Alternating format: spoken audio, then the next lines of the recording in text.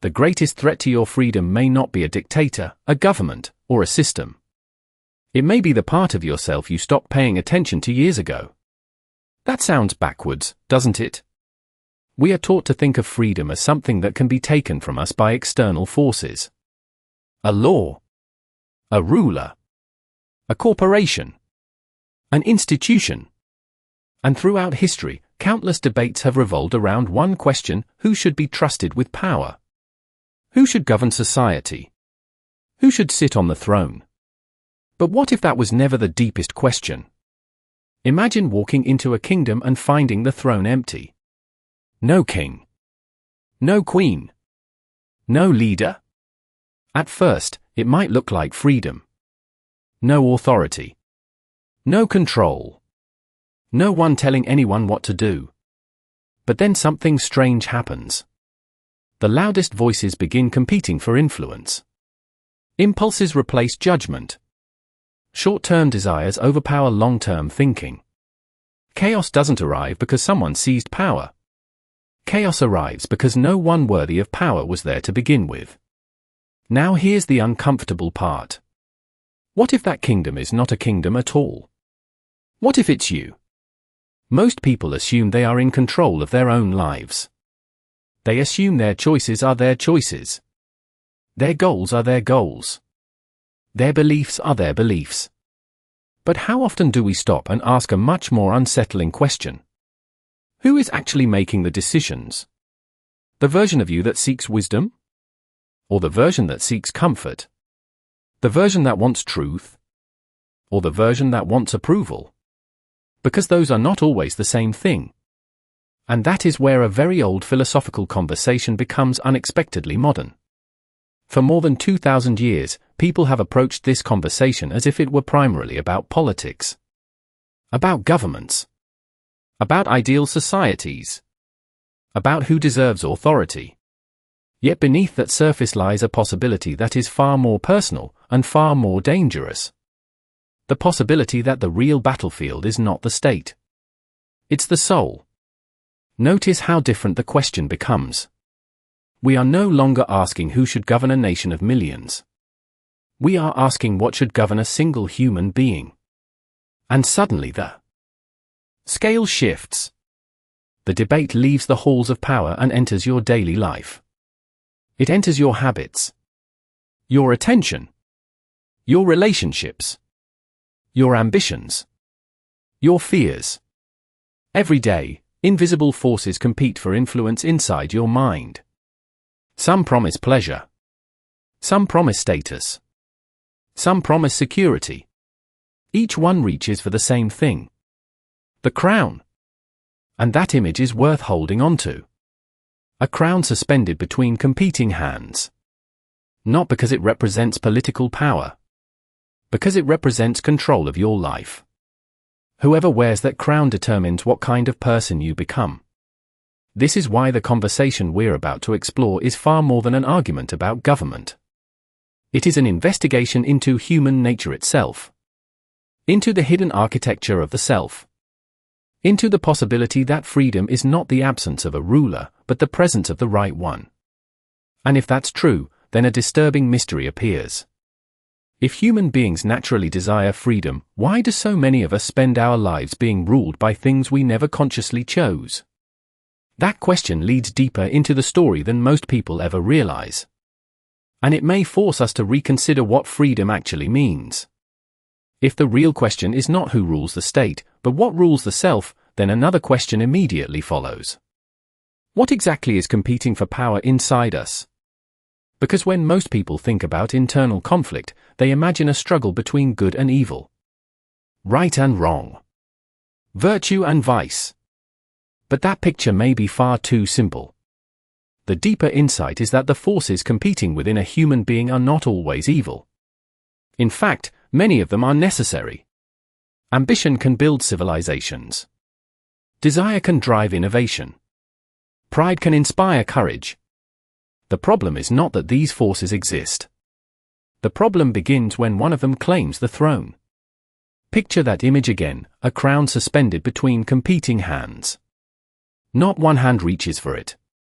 3 do. One seeks truth. One seeks recognition. One seeks satisfaction. And each one believes it deserves to rule.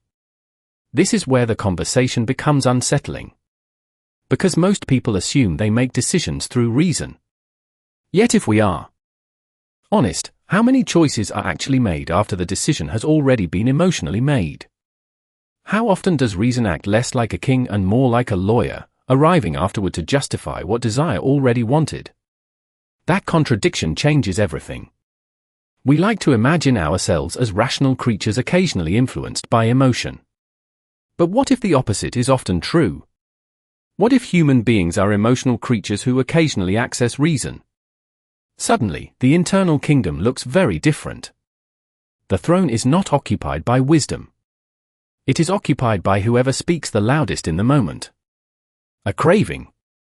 An insecurity. A fear. A need for approval. A burst of anger. A promise of comfort. And here is the consequence. When the wrong force gains power, the damage is rarely immediate. That is why it is so difficult to detect. A city does not collapse in a single afternoon.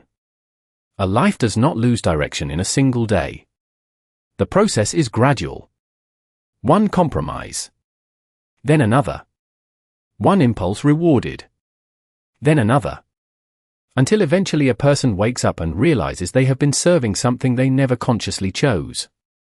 This may explain one of the strangest paradoxes of modern life. Never before have so many people possessed so much external freedom. Yet never before have so many felt internally trapped. Trapped by distractions. Trapped by compulsions. Trapped by endless comparison. Trapped by the need to be seen, approved of, validated. The chains are different now. But chains do not stop being chains simply because they become invisible. That image matters. A prisoner can see iron shackles. It is much harder to see psychological ones. And that leads us to a figure who quietly stands at the center of this entire investigation. Not as a ruler. Not as a politician. But as a symbol. A symbol of a possibility. The possibility that wisdom could govern power rather than serve it. This is why the role of the philosopher is so often misunderstood. The philosopher is not important because he possesses information. Information alone has never ruled anyone. Information can serve desire just as easily as it serves truth. The philosopher matters because he represents something much rarer. The capacity to see beyond immediate rewards. To recognize consequences before they arrive. To choose what is right over what is merely attractive. And yet a mystery remains. If wisdom is so valuable, why does it so rarely become the ruling force in human life? Why do individuals, societies, and even entire civilizations repeatedly hand power to impulses they know will eventually betray them? Perhaps the answer lies in a symbol that appears later in this philosophical journey. A symbol involving darkness, light, and a prison that most people never realize they are living inside. And once that symbol appears, the conflict between freedom and self-rule becomes far more dangerous than it first seemed. But there is a problem hiding beneath everything we have discussed so far. If wisdom is supposed to guide human life, why does it lose so often? Why does the force that sees furthest into the future repeatedly surrender power to forces that can barely see beyond the next moment? At first glance, the answer seems obvious. Desire is powerful. Emotion is powerful. Fear is powerful.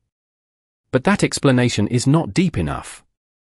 The real crisis begins when we realize that the forces competing for power inside us do not announce themselves honestly. They wear disguises. That is the contradiction.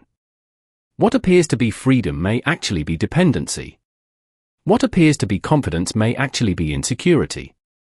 What appears to be self-expression may actually be conformity. And what appears to be personal choice may be nothing more than imitation. This is why the internal struggle is so difficult to detect. The rival claimants to the throne rarely arrive as enemies. They arrive as friends. They promise happiness. They promise success. They promise belonging. They promise relief. And because they speak the language we want to hear, they gain influence long before we recognize the cost. Imagine a ruler who never has to seize power because the citizens voluntarily hand it over. That ruler is infinitely more dangerous than one who rules by force. Now scale that idea inward. What happens when the mind voluntarily surrenders authority to its strongest impulses? What happens when comfort becomes the highest value? Or approval? Or status? Or pleasure? Something subtle begins to change. The person still believes they are making choices. Yet increasingly, the choices are making them. That reversal is one of the most important contradictions in this entire philosophical framework. The things we believe we control often become the things that control us. The pursuit of wealth can become servitude to wealth.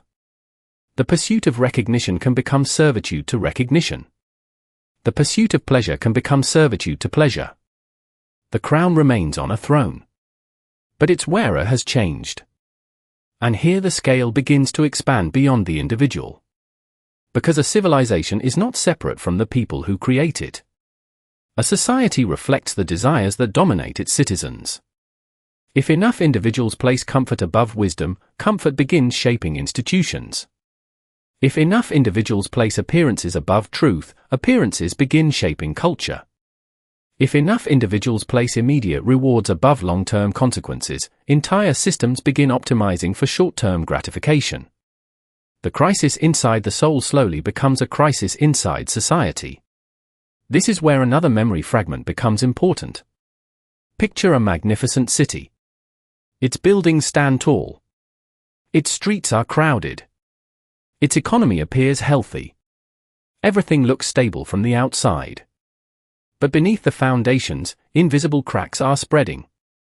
That image is powerful because collapse rarely begins where people are looking. The visible structure is usually the last thing to fail.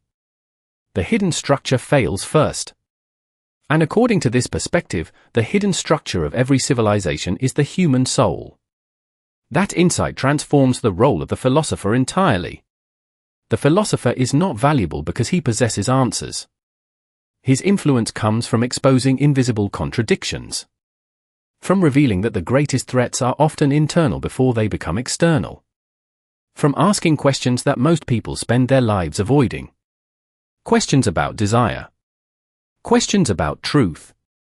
Questions about self-deception. Questions about what deserves authority. And this leads us toward an even deeper mystery. Perhaps the central problem is not that people choose the wrong ruler. Perhaps the central problem is that most people never realize they are living under a ruler at all. Which raises a disturbing possibility. If an invisible ruler already governs much of human behavior, how would anyone recognize it? And more importantly, if someone spent their entire life inside that condition, would they even want to escape it? What if the greatest prison is not built from walls, but from assumptions?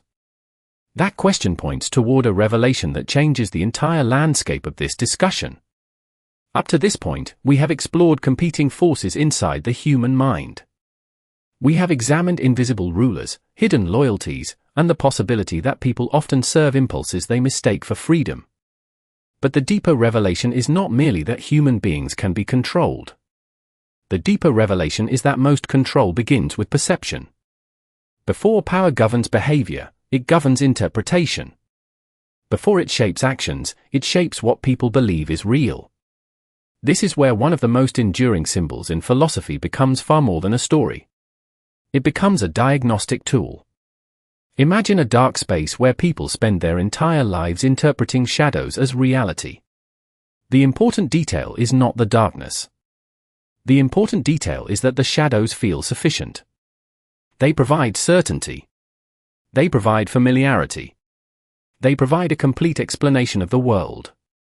The tragedy is not ignorance. The tragedy is satisfaction with ignorance. That distinction matters because the central conflict is no longer between wisdom and desire alone. A new layer emerges. The conflict becomes reality versus appearance. Truth versus comfort. Awareness versus familiarity. Suddenly the struggle for the throne inside the soul becomes much more complicated. The rival forces are not simply competing for authority. They are competing to define what authority even means. This is why the role of the philosopher is so often misunderstood. The philosopher is not primarily a teacher. He is a disruptor of illusions. His influence comes from questioning assumptions that everyone else has accepted. His contradiction is that he appears dangerous precisely because he seeks clarity. His legacy is not a collection of answers. His legacy is a method of seeing. And that method creates consequences that extend far beyond the individual. Because when an entire society becomes attached to appearances, institutions begin rewarding appearances. When appearances are rewarded, truth becomes expensive. When truth becomes expensive, fewer people pursue it.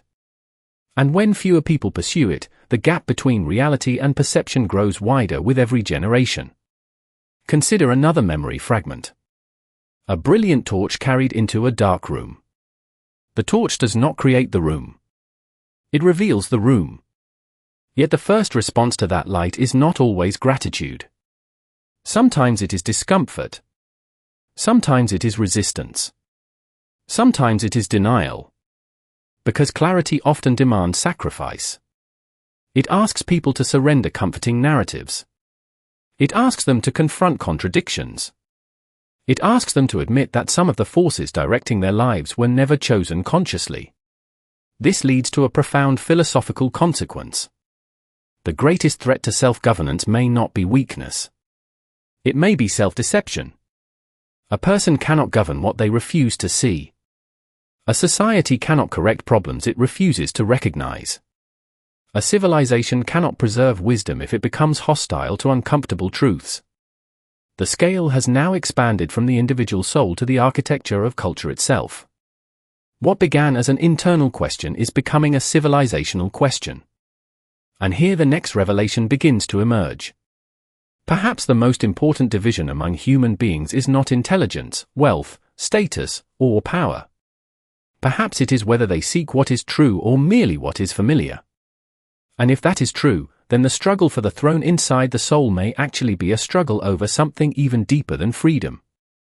It may be a struggle over reality itself.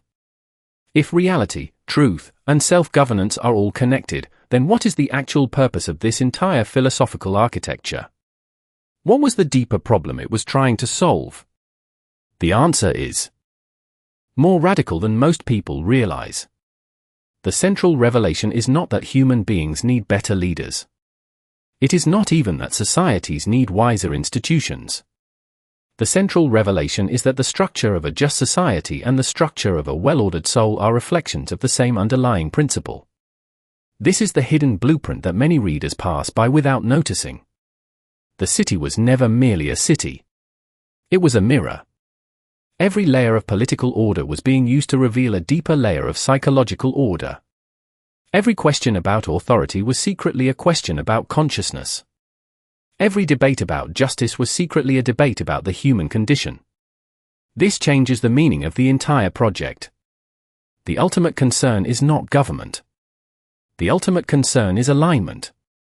The alignment of what a person knows, what a person values, and what a person chooses. When those parts move in different directions, fragmentation appears. When they move together, something else emerges. Integrity. This is why the image of the Philosopher-King carries such symbolic weight. The figure is often misunderstood as a political ruler. But at the deepest level, the Philosopher-King functions as an archetype. A symbol of the rare capacity to place wisdom above appetite, truth above appearance, and long-term flourishing above immediate gratification. The significance of this symbol is not that such a ruler should govern everyone else. The significance is that this ruler must first emerge within the self.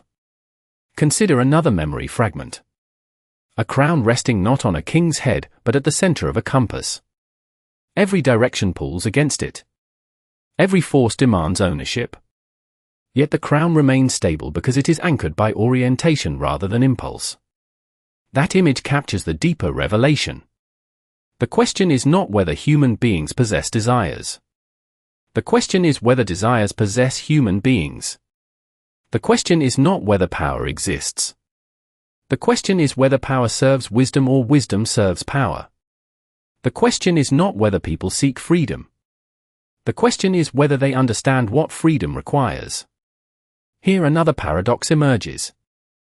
Modern culture often defines freedom as the removal of constraints. This framework suggests something very different. It suggests that freedom without inner order eventually destroys itself. Because a person ruled entirely by impulse is not exercising freedom. That person is experiencing dependence while calling it freedom. The consequence extends far beyond individual lives.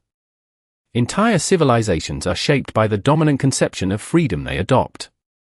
If freedom means unlimited appetite, institutions gradually reorganize around appetite. If freedom means disciplined self-governance, institutions gradually reorganize around responsibility. What begins as a private philosophy eventually becomes public reality. This may be the deepest connection between the soul and society.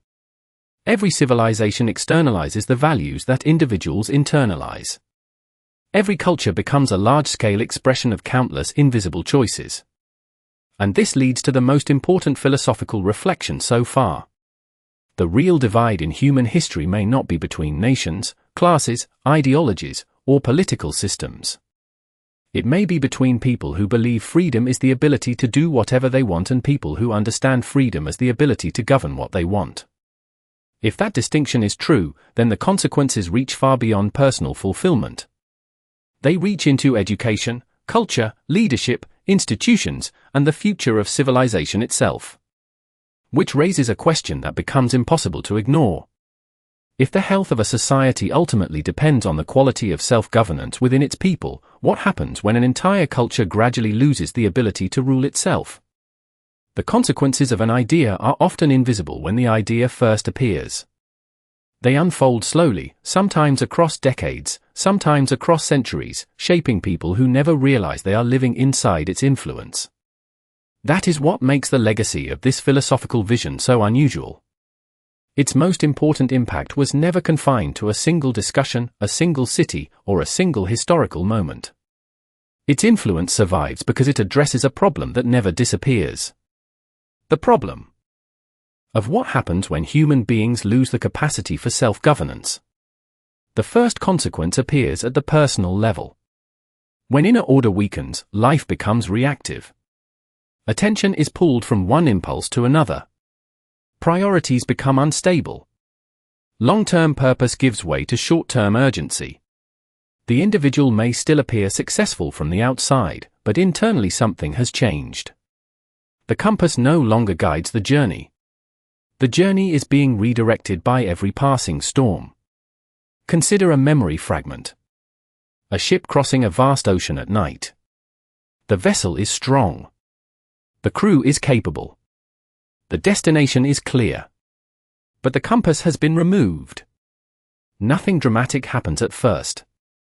The ship continues moving. Days pass. Then weeks. Only much later does the consequence become visible. The ship is still traveling, but it is no longer heading where it intended to go. That image captures one of the deepest psychological consequences of losing self-governance. People do not always fail because they lack ability. Sometimes they fail because they gradually surrender direction. Yet the legacy extends beyond individual lives. A society is ultimately composed of millions of decisions made by millions of people. If enough people lose the habit of governing themselves, institutions begin adapting to that reality. Systems become increasingly focused on managing impulses rather than cultivating judgment. Leadership becomes focused on popularity rather than wisdom. Information becomes optimized for attention rather than understanding. The consequence is subtle but profound. A culture begins producing exactly what it rewards. This is where the legacy of the philosopher becomes important. His role was never simply to provide answers. His influence lies in preserving a question. The question of whether human beings can develop the capacity to rule themselves before attempting to rule anything else. That question has survived empires, revolutions, technological transformations, and entire shifts in civilization because every generation encounters the same dilemma in a different form. The tools change. The incentives change. The environment changes. Human nature remains remarkably familiar. This creates a fascinating paradox. The more advanced a civilization becomes, the more important self-governance may become. Greater freedom creates greater responsibility. Greater power creates greater consequences. Greater access to information creates greater need for discernment. Progress solves many external problems while simultaneously increasing the importance of internal discipline. Another memory fragment emerges here. A magnificent throne standing in an empty hall. Not abandoned. Waiting. The throne represents authority. But its deeper meaning is choice. Something will always occupy the seat of highest influence within a human life. Wisdom. Fear. Status. Comfort. Resentment. Curiosity. Ambition. The throne never remains empty for long. That is the enduring legacy of this entire framework. It shifts attention away from the visible rulers of the world and toward the invisible rulers of the self. It suggests that the future of societies may be connected to the quality of the choices made within individual minds. And yet one mystery remains unresolved. If self-governance is so foundational, why does it seem to be one of the rarest achievements in human life? Why do people so often recognize the importance of wisdom while continuing to follow something else? Perhaps the answer lies in a final paradox that reaches beyond politics, beyond philosophy, and beyond civilization itself. Perhaps the hardest thing for a human being is not learning what is true. Perhaps it is choosing to live according to it once it is known. Perhaps that is why this conversation has survived for so long. Not because it offers a perfect political system. Not because it provides a final answer to every philosophical problem. But because it points toward a truth that each generation must rediscover for itself. The deepest struggles of human life are rarely fought in public. They are fought in silence. They unfold in moments so small that history never records them. A decision made when no one is watching. A temptation resisted or embraced. A truth acknowledged or avoided. A priority chosen over another. These moments seem insignificant. Yet together they become character. And character, multiplied across millions of lives, becomes culture. This is the final insight hidden beneath the symbols we have followed. The empty throne. The unseen compass. The torch in the dark room. The crown suspended between competing hands. None of them are ultimately about institutions or governments. They are reflections of a permanent human condition. Every person inherits a world. But every person also inherits an inner territory. A landscape of competing desires, competing loyalties, competing visions of what life should be. The challenge is not eliminating those forces. The challenge is learning how to order them. Because a life is shaped not only by what it pursues, but by what it places above everything else. That may be the lasting significance of the philosopher. Not as a ruler. Not as an intellectual. But as a reminder that wisdom is not measured by how much someone knows. Wisdom is measured by what is allowed to govern. This is why the central conflict never truly disappears. Technology changes. Economies change. Political systems change. Entire civilizations rise and fall. Yet the underlying question remains remarkably stable. Human beings continue searching for meaning. They continue struggling with distraction, ambition, fear, comfort, and identity. They continue confronting the tension between what they want in the moment and what they believe is ultimately good. The setting changes. The question survives. And perhaps that is the reason these ideas still feel strangely contemporary. They were never confined to one place or one era. They describe a pattern that repeats whenever human beings attempt to live freely without first understanding themselves. Consider one final memory fragment. A vast hall standing completely silent. At its center sits a throne. No guards. No crowds. No ceremony.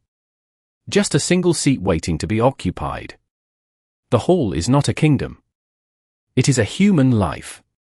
The throne is not power over others. It is authority over the self. And the silence exists because the final choice belongs to no philosopher, no institution, no tradition, and no society. It belongs to each individual. That realization carries both hope and responsibility, because it suggests that the most important battles are not necessarily won by conquering the world. They may be won by bringing order to what exists within. Yet even that conclusion leaves us with one final uncertainty. If the measure of a life is determined by whatever ultimately occupies the throne within it, then perhaps the most important question is not whether we are free, wise, successful, or powerful. Perhaps the most important question is far simpler, and far more difficult, when no one else is looking: what is actually ruling us?